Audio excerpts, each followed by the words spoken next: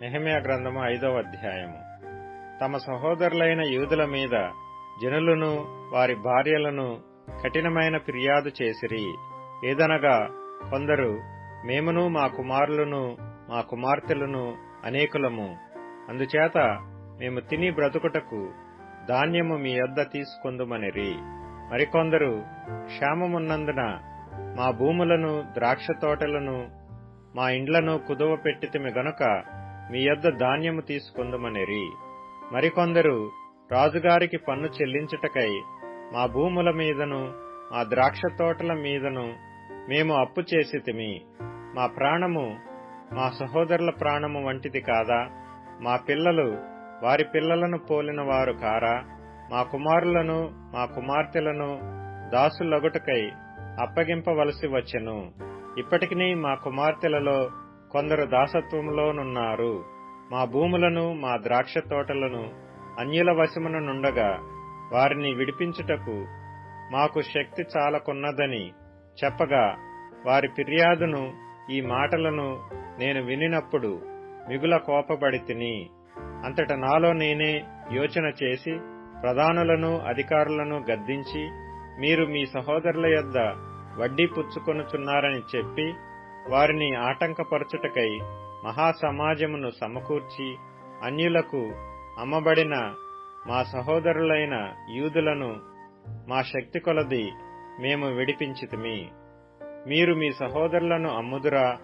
వారు మనకు అమ్మబడవచ్చునా అని వారితో చెప్పగా, వారు ఏమీయూ చెప్పలేక ఊరకుండిరి. మరియు నేను, మీరు చేయునది మంచిది కాదు. మన శత్రువులైన అన్యుల నిందను బట్టి మన దేవునికి భయపడి మీరు ప్రవర్తింపకూడదా? నేనును నా బంధువులను నా దాసులను కూడా అలాగుననే వారికి సొమ్మును ధాన్యమును అప్పుగా ఇచ్చితిమి.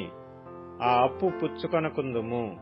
ఈ దినములోనే వారి యొద్ద మీరు అపహరించిన భూములను, ద్రాక్ష తోటలను, ఒలీవ తోటలను, వారి ఇండ్లను, వారికి అప్పుగా ఇచ్చిన సొమ్ములోను, ధాన్యములోను, ద్రాక్షరసములోను, నూనెలోను 100వ భాగమును వారికి మరలా అప్పగించుడని నేను మిమ్మును బతిమాలుచున్నాను అంటిని.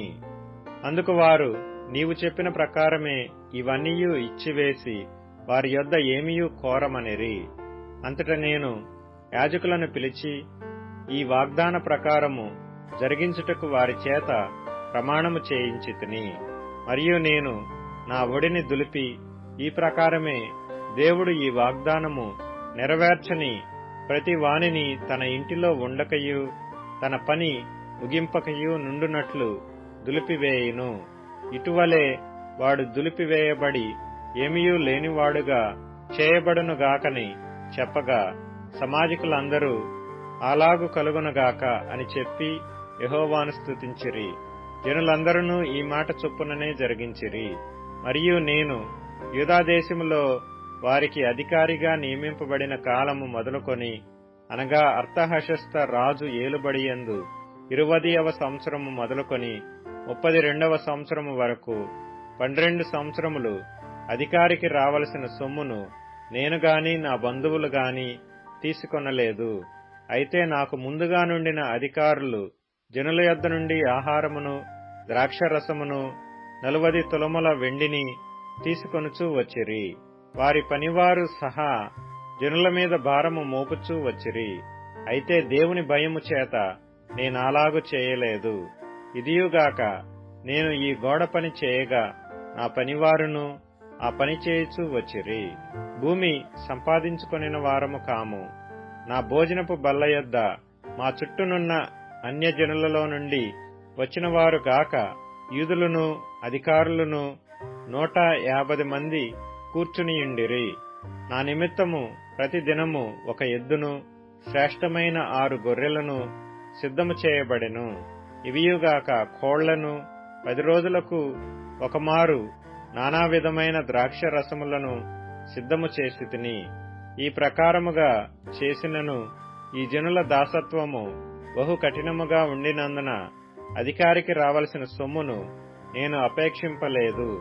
నా దేవా, ఈ జనులకు నేను చేసిన సకలమైన ఉపకారములను బట్టి నాకు మేలు కలుగునట్లుగా నన్ను దృష్టించుము.